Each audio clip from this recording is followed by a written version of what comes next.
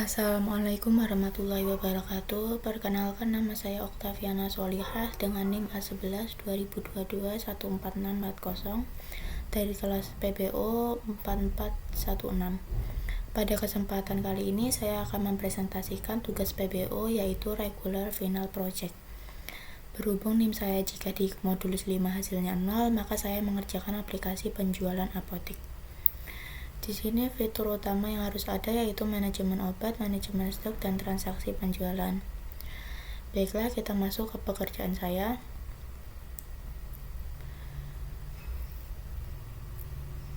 Berikut adalah tampilan dari yang telah saya buat. Di sini terdapat menu home, transaksi, list transaksi, dan daftar obat. Fitur-fitur dari aplikasi yang saya buat yaitu manajemen obat dan stoknya itu terdapat pada daftar obat. Jadi kita di sini dapat manajemen obat dan stoknya. Kita dapat menambahkan, mengedit, menghapus, serta mencari atau men-search pada tabel obat di sini. Nah, stoknya juga terdapat pada tabel obat ini. Kita coba untuk search-nya. Misal kita mencari diare, kita mencari obat diare, maka di tabelnya akan muncul nama obatnya yaitu diare. Kemudian di sini kita tambahkan misal obat batuk dengan kode 002, stoknya 40, harganya 5.000. Update. Nah, maka terupdate di tabel obat di sini. Kemudian kita edit, coba kita edit batuk, kita edit. Nih, stoknya menjadi 80. Maka di stoknya ini terupdate menjadi 80. Kemudian untuk delete-nya kita bisa klik kemudian delete. Maka obat batuknya sudah tidak ada pada tabel obat karena sudah kita hapus. Kemudian masuk ke transaksi. Di sini adalah daftar transaksi penjualan obat. Sama seperti obat, kita dapat menambahkan, mengedit, mendelete dari transaksi. Tetapi untuk ini tanggal dan totalnya tidak perlu diisi dikarenakan sudah otomatis terisi dari sistemnya. Untuk tanggal dan waktunya otomatis terisi pada saat kita melakukan transaksi tersebut. Untuk totalnya, total dari transaksi obat yang berelasi dengan tabel transaksi. Di sini juga terdapat fitur cetak. Fungsinya itu untuk mencetak list obat yang terdapat pada transaksi kali ini pada standar output di terminal. Kita coba ya. Untuk nota A15. A15.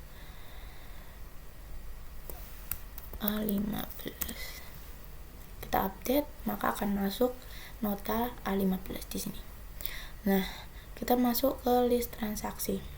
Untuk list transaksi ini terdapat ID transaksi, ID obat, jumlah, dan total. Di sini kita harus memasukkan ID transaksi dan ID obat. ID transaksi ini bisa kita lihat pada menu transaksi. Misal kita ingin memasukkan A15 ini. Nah, ID transaksinya 17. Kemudian untuk ID obatnya ini, misal kita masukkan flu, ID obatnya 6. Jadi ID transaksi tadi 17, ID obatnya 6, jumlah kita ambil 5. Nah, di sini akan masuk ke tabelnya. ID transaksi 17, ID obatnya 6, jumlahnya 5, totalnya 25.000. Kemudian kita lihat ke transaksi. Nah, di sini A15 sudah terisi totalnya 25.000 dan daftar obat di sini dari 100 menjadi 95 karena tadi sudah dikurangi dengan 5.000. Kemudian kita bisa lihat yang di list di transaksi. Di sini bisa cetak. Misal A15 ini kita cetak. Nah, maka hasil cetakannya itu berada di terminal. Nah, di sini. cetak transaksi. Di sini ada ID-nya obat, ID transaksi, kemudian ID obat, terus jumlah, harga, kemudian satuannya berapa, sudah tercantum di sini. Kemudian kita masuk ke tampilan dari database-nya. Nih, di sini digunakan di sini ada beberapa tabel, yaitu ada obat untuk memanajemen dari fitur obat dan stok, kemudian transaksi dan transaksi obat untuk manajemen dari fitur transaksi. Di sini juga terdapat prosedur dan trigger yang dapat membantu dalam pembuatan aplikasi manajemen apotek. Kemudian kita masuk ke paket dari aplikasi. Aplikasi ini bernama com.apotik, yang dimana app di sini itu adalah main app dari aplikasi penjualan apotek. Controller ini di sini berisikan controller dari halaman fxml atau view. Kemudian model berisikan model atau blueprint dari entitas yang terlibat pada aplikasi ini, yaitu obat, transaksi, dan transaksi obat.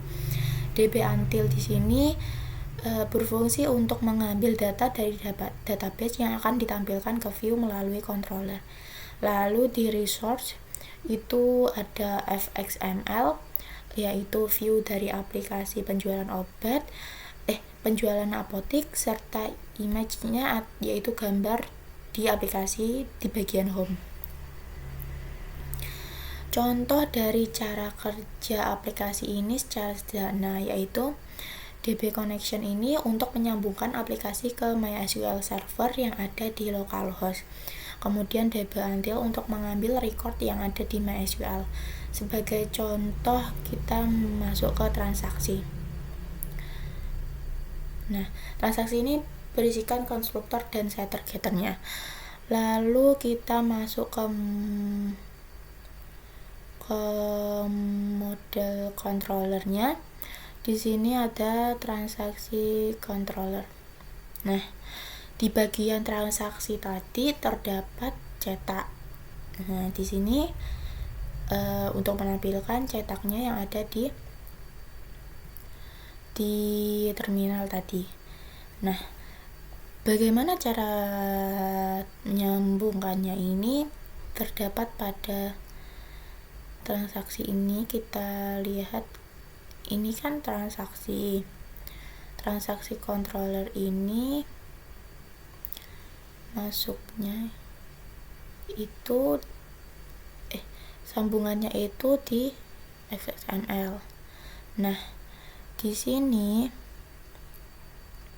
itu fxml ini menyambung dengan transaksi controller ini. Kemudian untuk menampilkan cetak tadi kan di sini ada bprint. Nah, bprint ini berfungsi untuk menampilkan di model transaksi ini di bagian bprint ini tuh ternyata masuknya di transaksi control ini. Nih, bprint masuk bprint ini. Bprint ini kan fungsi dari transaksi sini kan. Nah, ini kemudian XML ini terdapat kontrol transaksi.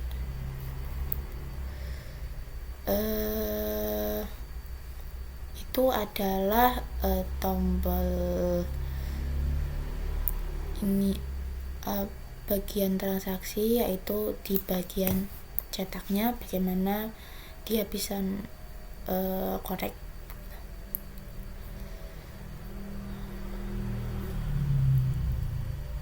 Nah, di transaksi ini kita lihat bagaimana ID tersebut bisa masuk dan bisa connect di sini untuk obat, total, dan lain-lainnya.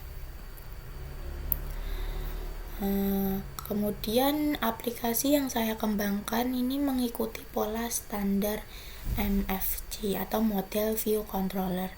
Pertama, dimulai dengan model yang bertanggung jawab untuk berinteraksi dengan basis data dan mewakili dari aplikasinya. Kemudian bertanggung jawab untuk berinteraksi dengan basis data dan mewakili data aplikasi. Kemudian controller yang berfungsi untuk menangani logika aplikasi dan berinteraksi dengan model untuk memproses data yang diperlukan. Kemudian yang terakhir itu view yang digunakan untuk menampilkan data kepada pengguna dan menerima input dari pengguna. Pola ini konsisten untuk setiap tindakan dalam aplikasi, memastikan struktur yang terorganisir dan mudah dibaca. Demikian penjelasan singkat aplikasi penjualan apotik. Mohon maaf jika ada kekurangan dalam penjelasan ini atau agak kurang lancar. Saya mohon maaf dan saya berterima kasih atas perhatiannya. Saya akhiri. Wassalamualaikum warahmatullahi wabarakatuh.